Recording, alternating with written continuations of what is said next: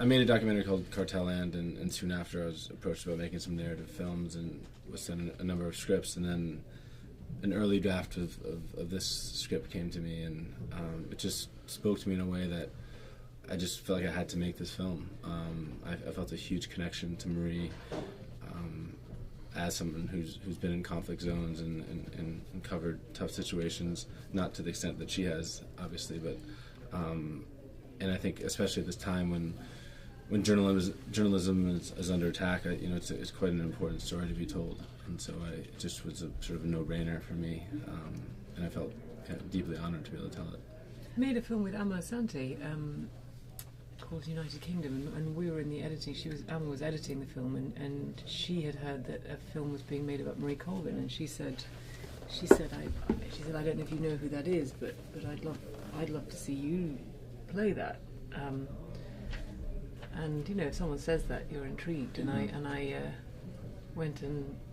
realised I did know who Marie Colvin was, but I shamefully hadn't put the name to the face. And then started reading about her, and when you start reading about her, it's very hard to stop, because she's sort of an infectious person.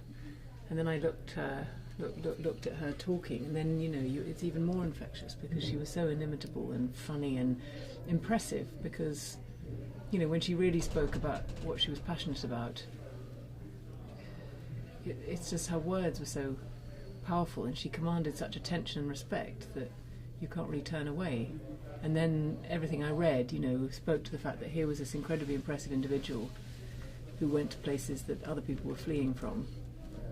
but that the fallout of all that integrity and all that fierceness was this very, very complicated personal life, and the effects of witnessing so much trauma on your own brain and on any kind of sense of status quo that you hope to find in your home life. And so it started to really obsess me. Matt really encouraged me to talk to as many people as I could speak to, and I started talking to all her friends, and I realised pretty quickly that she was quite capable of showing a different side to everybody who knew her. She had very specific relationships with people, but they were quite compartmentalised, and she really had not multiple personalities, but many different colours and sides. So talking to people as much as possible was absolutely vital, and I think it was that it's making sure that you get that fierceness and when you're in pursuit of a story, and couple that with where the darkest places are when you're in your solitary moments. I thought if I could get those two colours in there, then we'd be able to fill in all the areas in between. Well, I was very lucky in this regard, in that Paul was with us the entire shoot, and we shot it in Jordan, and I'd been put in touch with Paul before, so I'd got a little bit of an insight into sort of his world and